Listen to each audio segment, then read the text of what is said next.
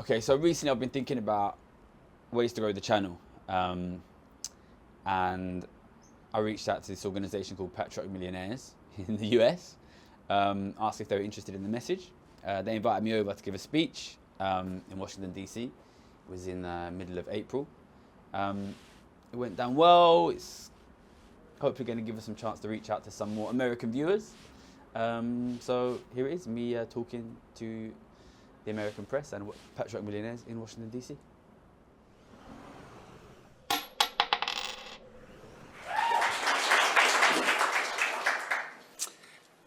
When I was 14, I used to deliver newspapers for £12 a week.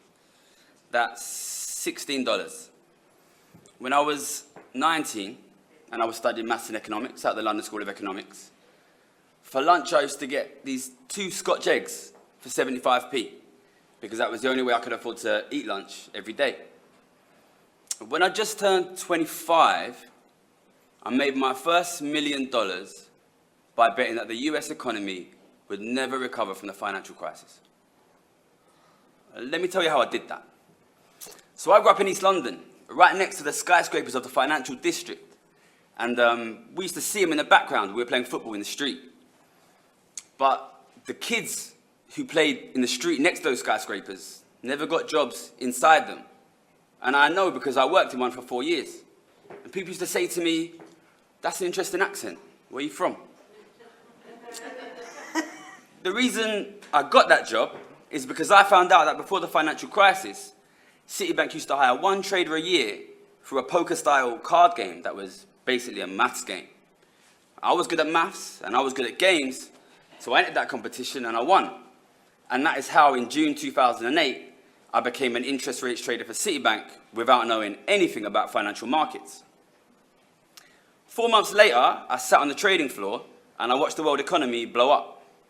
And all the traders and economists said, next year things will get better. And 1 year later, when things hadn't gotten better, all the traders and economists said, next year things will get better. And 1 year after that, when things still hadn't gotten better, all the traders and economists said, next year things will get better. It was around about then that I started to get suspicious. You see, I was working on the trading floor and I was surrounded by very wealthy people, from elite universities, from extremely rich families, from elite private schools. But I didn't come from that kind of background. And I was still living on the streets of East London. And I could see a lot of things that they couldn't see. Now, I could see how much people were struggling, how they couldn't afford to buy houses, how they couldn't get good jobs. So I could see my friends' mums selling their houses to support their kids who would never be able to afford homes of their own. So where are those homes going? Where are those people's money going? And I was working at the same time in those skyscrapers. And I'd been to those guys' luxury penthouses. And I'd heard about their $1 million bonus checks. So I knew where the money was going. So what happens to an economy where all the money flows to the richest and nothing is left for the rest?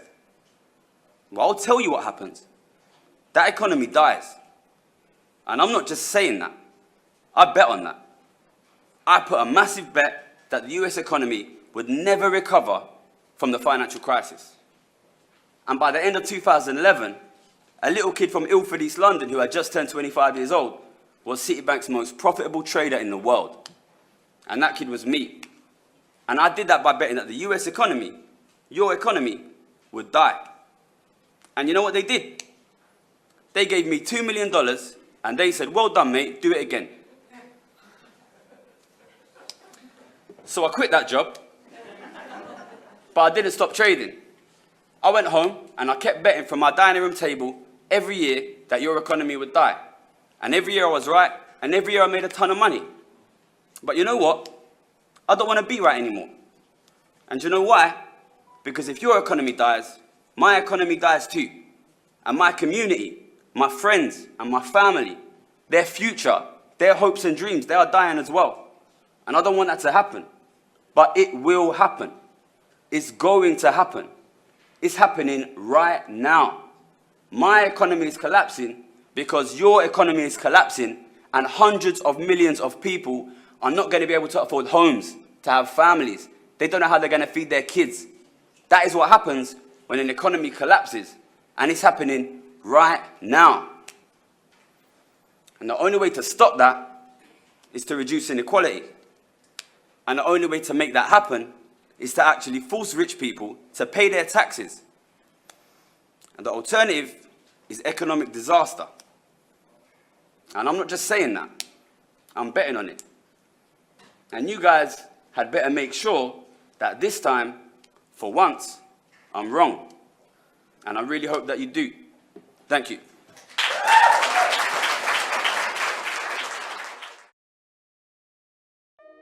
Housing could be so much more affordable, wages could be so much higher, and we could have so many more options in how we live our lives. Some of them put a lot of money into paying economists and think tanks to tell you that inequality is important for the economy. That is not true.